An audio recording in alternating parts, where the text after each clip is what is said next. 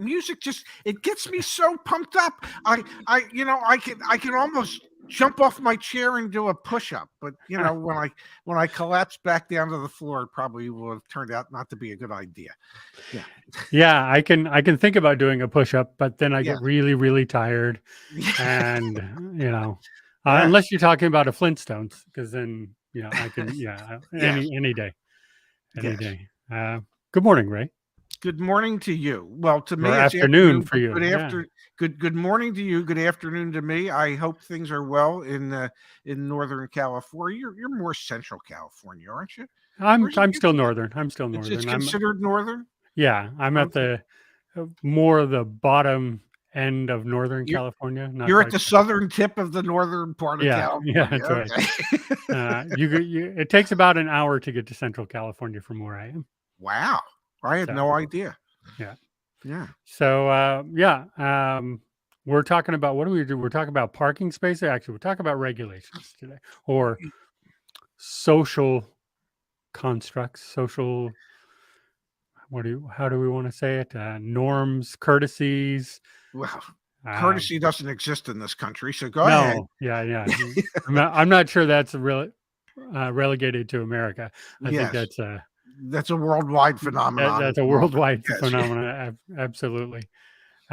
So quick story, how this came about, because I hadn't told you the story of it, but 3 times in the past week, once when I was helping the couple who just bought their EV that we told on Friday's show, when we went back to their complex and the chargers, the apartment complex had installed 3 EV charging stations with 2 cords on each. So you had 6 spots that you could park. Wow. All 6 spots had ICE vehicles parked in them. Ooh. One more time, I went to a Tesla charging station at a mall up in Roseville.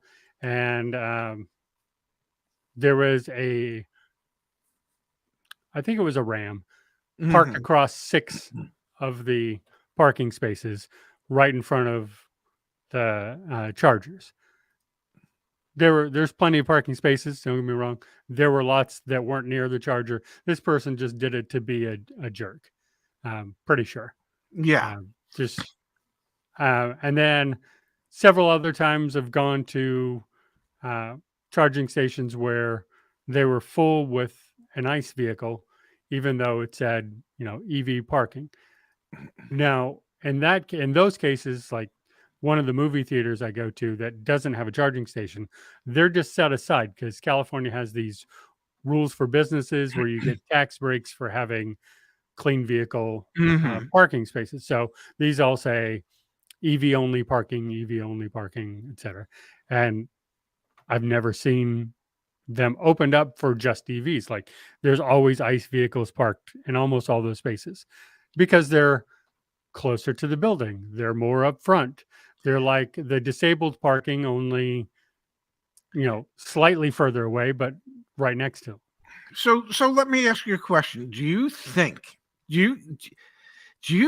just based on these tales that you just shared, that perhaps if they move the damn EV parking spots to the back of the parking lot, that they would always remain open for the EVs because, well, those folks driving those ICE vehicles, whose feet would hurt if they actually had to walk an extra 10 feet, wouldn't think to park in those EV spots because the walk to wherever they were going just got longer.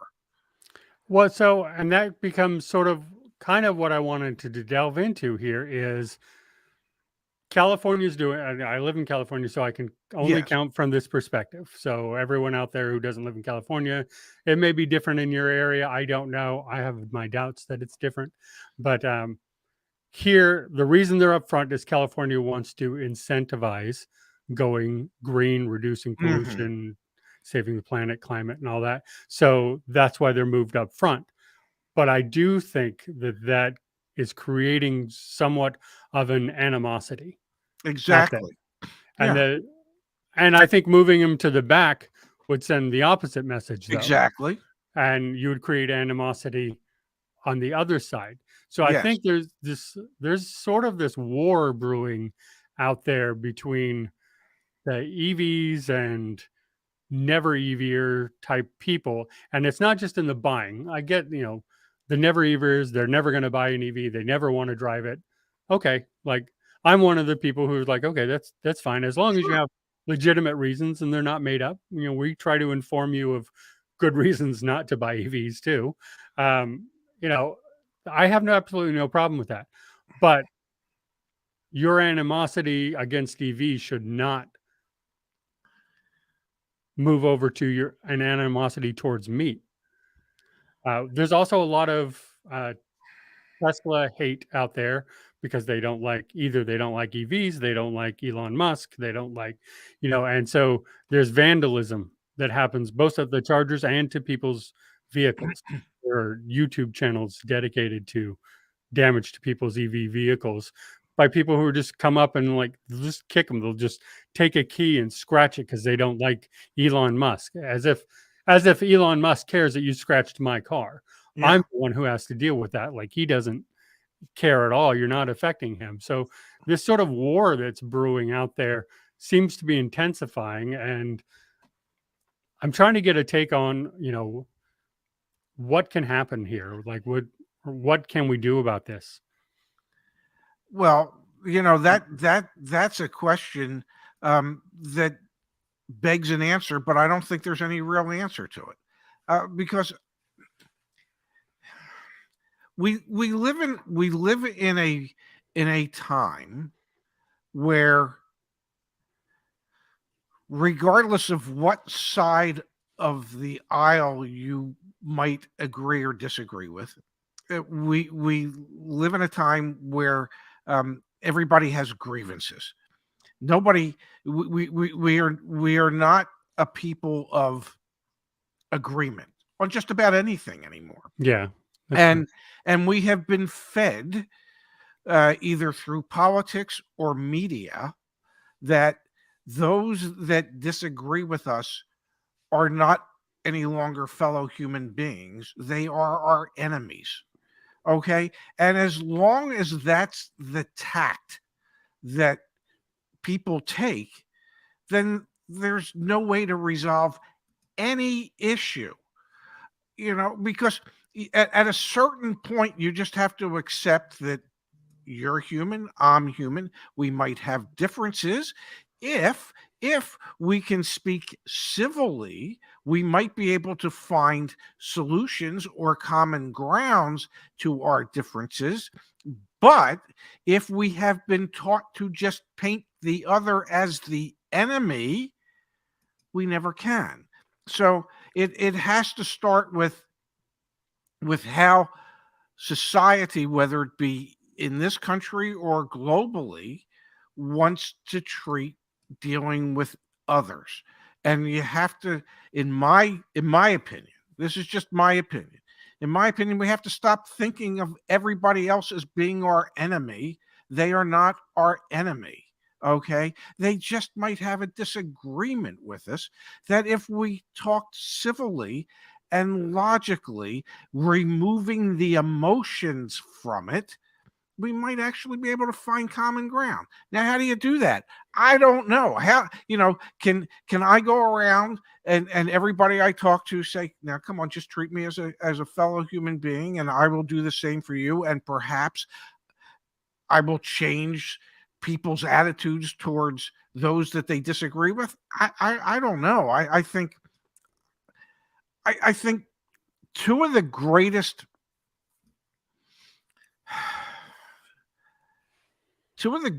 things that have destroyed society, in my mind, are: one, cable television, okay, and two, I think you specifically mean cable news. I mean cable television, and social media. Okay. And the reason I say that is cable television, there's a channel for everything. I'm a knitter. I'm sure there's a knitting channel. I'm a smoker. Maybe there's a smokers channel. I don't, but it created this we need to get eyes on our channels. So it created a talking head society. And talking heads, in order to be listened to, have to say, well, in many cases, stuff they don't even believe in, stuff that's so outrageous as so as to get eyeballs on it and ears on it, that it drives viewership. And so things might be said that they might not even necessarily agree with, but cable television forced that on us. So we got force fed all this crap from all these talking heads that are, and you know, the worst part, you and I have turned into talking heads. Yep. You know, thankfully we have a much smaller audience. But and then the other is social media, and social media is anything but social.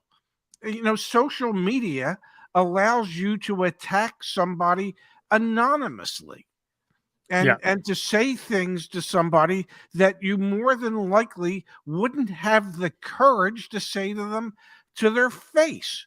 So Well, that is changing. I would love to discuss that, because that I have found is definitely changing as everyone who watches channel regularly knows, I worked in food service for 30 years. And I can tell you the last 5 years that I was in there, social media had a very big impact, and people got much, much worse because they're starting to say the things out loud to your face that were relegated to keyboard warriors of the past, mhm, because they're on it, consuming it so much that they start to think that this is a normal behavior, that this becomes how you just talk to people, and people just need to deal with it. I've had this discussion with Phil over here.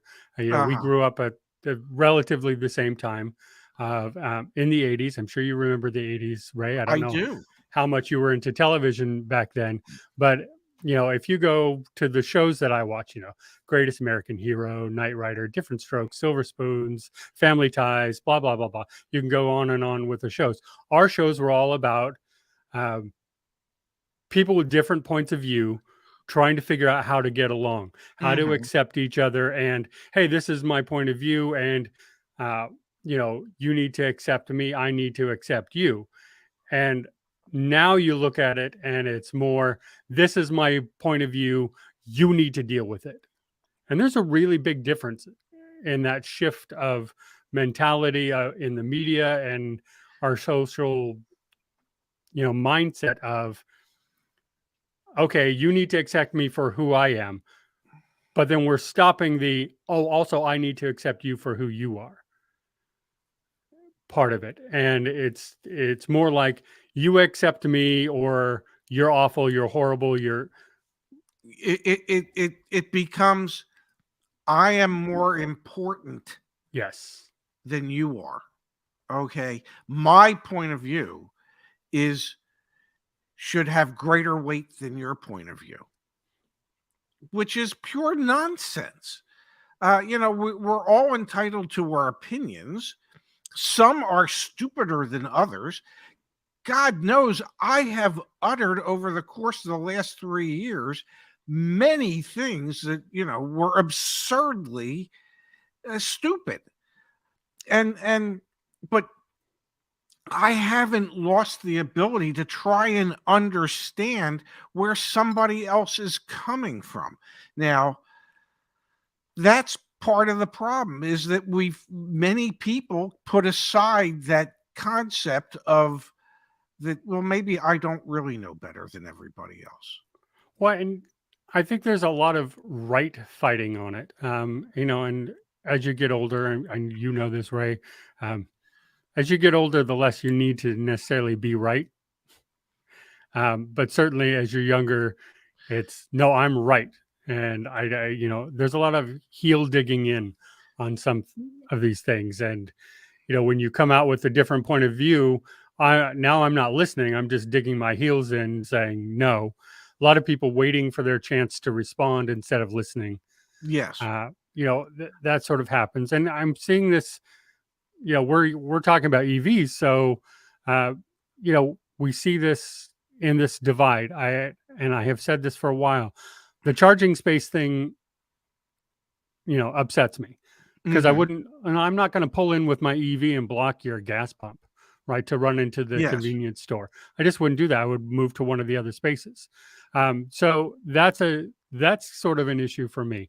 However, I think some of these government regulations, for all their well-intentioned ideas, are creating some different animosity. The parking spaces that aren't charging stations up front, it says EV only parking. Mhm.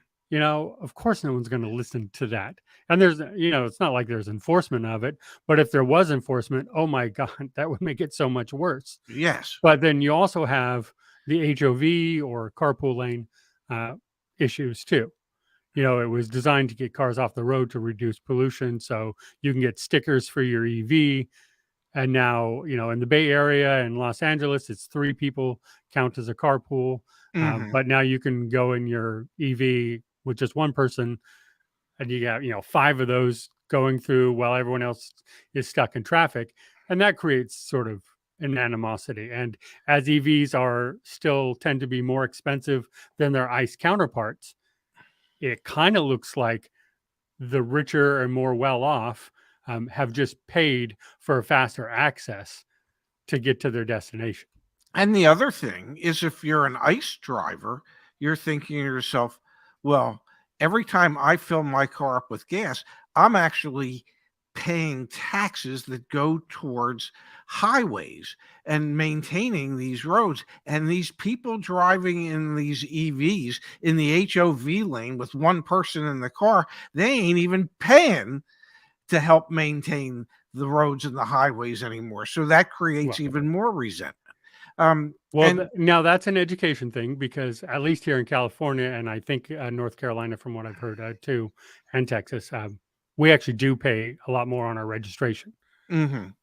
for that. So, Here's a question: Is the lot more on your registration to compensate for the fact that it's an EV? Is it equivalent to what the average person who drives 15,000 miles a year would have paid in taxes for the gasoline to fuel that car to go 15,000 miles?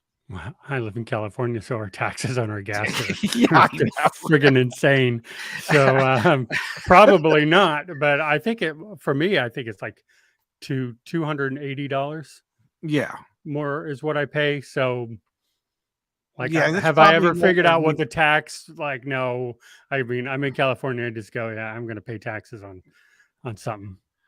Now, And by the way, we're not maintaining or fixing our roads anyway, yeah, so well, I don't that's know yeah. what any of that goes Oh, to. I don't know, but here's a question for you, for EV parking, and I know we're talking in large parking lots, but let's say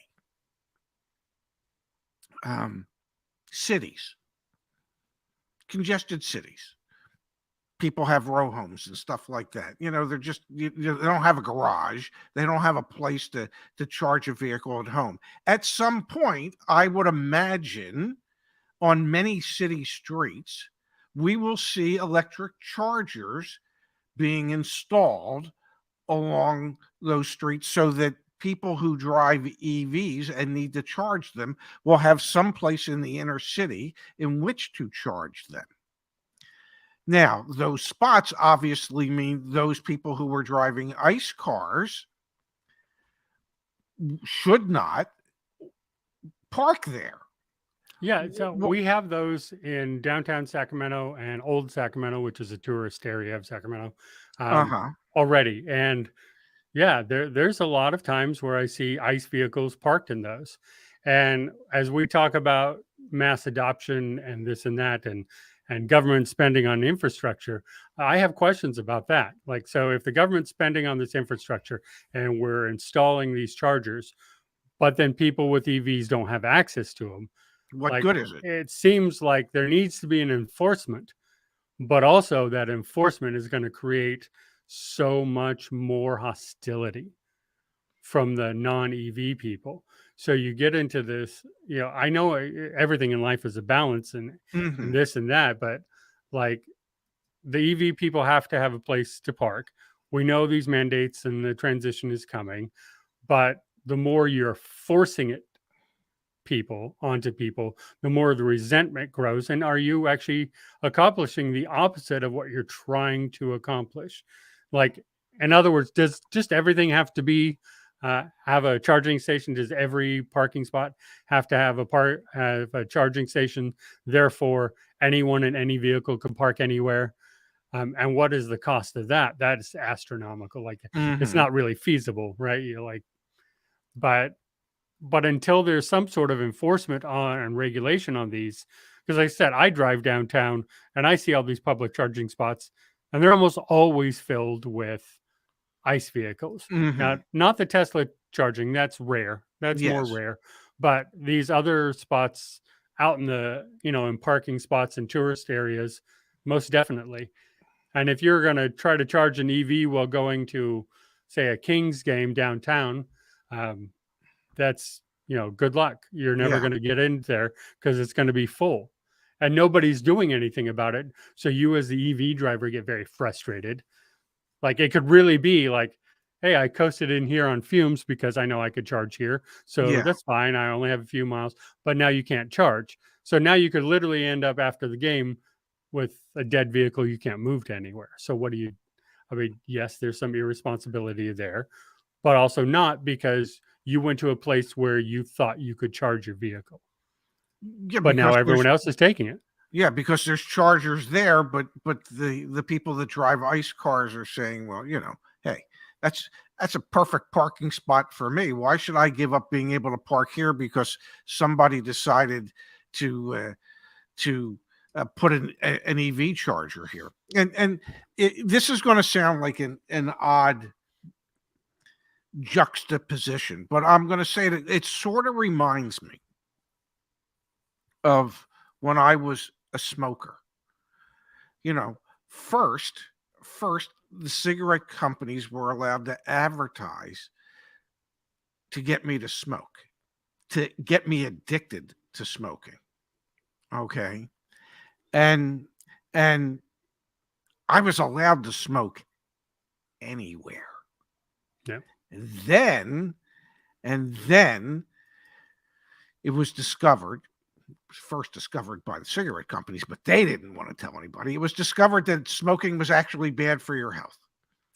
And so in a lot of places, they decided it's probably not good to allow people to smoke in businesses, indoors, inside businesses. So smoking was banned indoors, but the people were already addicted to smoking, through marketing campaigns, and it was a real addiction. And then it became, well, you can't smoke in restaurants, and you can't smoke and then it was almost like, well, you can't even smoke outdoors. We're gonna cluster you all together in these small groups, and it's like they've done the same thing with people with ICE vehicles, in that they got us to buy internal combustion engine vehicles. They put gas stations on every corner. Okay. They got us addicted to them. And now they're telling us, well, oh man, you really can't drive those and you can't park them here. Okay. You gotta let the other people park here. And there was a tremendous amount of resentment from smokers when that happened. Somehow we got through it to a certain degree, and I would imagine that same type of resentment will exist for people who drive ICE vehicles until, well, there's more EVs than there are ICE vehicles. Well, and I will tell you, the resentment of smokers, I know a couple smokers still, the resentment of them is growing again, because as you pointed out, they used to be able to advertise everywhere, right? In California, they can't advertise on billboards. They can't do any of this. So what do you see on every single billboard you drive by in California? Marijuana ads for dispensaries and marijuana. So I know smokers who are like, well, I don't smoke weed, I smoke cigarettes. And you're pushing this narrative anywhere and everywhere you can. No problem. and I can go smoke that, but now I can't smoke this. And the laws for smoking weed are the same as cigarettes, which also, by the way, a lot of my law enforcement friends find troubling. Yeah. Like driving and smoking, for example. Uh, but nobody really bothers the weed smokers. Nobody's like, hey, go put that out. But the cigarette smokers still get the bad looks. I live close to Davis. I know one of our uh, viewers here lives in Davis, and Mhm. they have some of the most strict smoking bans in the country. Like, you can't smoke in your backyard because the smoke can go to your neighbor's house, but you can smoke weed. So How there's does this, that make sense? yeah. So there's this dichotomy brewing there too, and I think it's sort of that same thing of that we're talking about is government or cities or municipalities are sort of creating some of these rules with maybe good intentions. We'll call them good intentions, benefit of the doubt. Mhm. And but the thing that it's creating is a monster into itself. Now, I'm not a smoker. I appreciate some of these smoking laws because I don't want to go to sit in a restaurant and have to breathe in cigarette smoke. Sure. Like, that's a problem for me. And my lungs got scarred from the 4 times I had COVID. Um, so I have less lung capacity. So when Mhm. I'm around in that environment, it's harder for me. So I appreciate not having that. I do not appreciate that marijuana smokers don't have the same rules because I am hit in the face with that. I mean, if you've ever been to California, Ray, step off the plane, you're in California. Um, it's not a Rocky Mountain high anymore. It It's a everywhere high in California. So like you get hit in the face with that, and that's in there. So, and we already had, I know it was sort of a tongue in cheek comment here, but also not of, well, ICE vehicles are ruining my air too. The pollution that they're putting out into the air is hurting my health, my lungs, my family, my children, my pets, breathing in all of this. So we're trying to solve for that with this EV thing, but we're sort of creating this resentment coming through at the same time. And because of the price of current EVs, we're pushing that to America's, uh, the haves and haves nots Mhm. even more, where the wealthy who have, by the way, I keep saying the wealthy with EVs. I paid $24,000 for my car. So please, yes, I drive an EV, but I am not wealthy. So I'm going to keep using that because it's a general statement Yes. that it's still true. There are outliers like me who are definitely not wealthy who own EVs. But I do get the looks from people still who Sure. like, oh, look at you. You're just, I'm like, okay. But, it is sort of, but that's the point. It's creating this idea out there that, oh, you drive an EV, you're just a rich, privileged jerk who just wants to force everything on me, and I can't afford it, and I don't want to do it. Therefore, now I have a growing resentment against you, someone I have never ever met in my life, and I don't know your circumstances at all. Um, and yeah, as one of our commenters here said, yeah, that your emotions and your reactions are up to you to control. Well, But yeah, I was gonna, you said, I don't understand you at all. The reality is they don't try. They don't want to. They don't want to. They don't want to. They don't want to find out that you bought a used Tesla in the mid 20s, and so they would rather just go. Many people would rather just go with their assumptions as opposed to taking the time to find anything out. And and that goes back to the beginning of what the initial discussion was, is, how do we get people to accept other points of view, other ideas, without thinking of them as being something less than what you are. And I'm pretty sure I don't have an answer to that. I just know how I try to treat people in the way that I live my life. And I maybe age and wisdom informs that. Yeah. I mean, the older I get, the more I get. You know, there's saying if you don't look back on your life with some regret, then you probably haven't grown very much as a person. Um, Exactly. just you know, if you think you're wise, then you probably have a lot of regrets about things that you did in your life. You know, and you've just learned from them and moved on. I say the way I try to counter this is with this show right here. Mm-hmm. This is what we have tried to do, is to bring both sides of this debate together peacefully, politely, have a debate, have a discussion about the issues where we can disagree civilly and politely and keep moving on. This episode happens to be one I think that we both actually agree on, which is fine. You know, we have those episodes, but you know, we definitely have not agreed on all issues on the show. But we always have fun and try to demonstrate. And I think for me, that's the only way I know how to combat it. And that was, as you know, Ray, one of my driving points of the show wasn't to get on here and sell EVs to people. I don't own any EV stock. So, Yeah. you know, I benefit not at all from people buying EVs. I'm here just to have a civil discourse.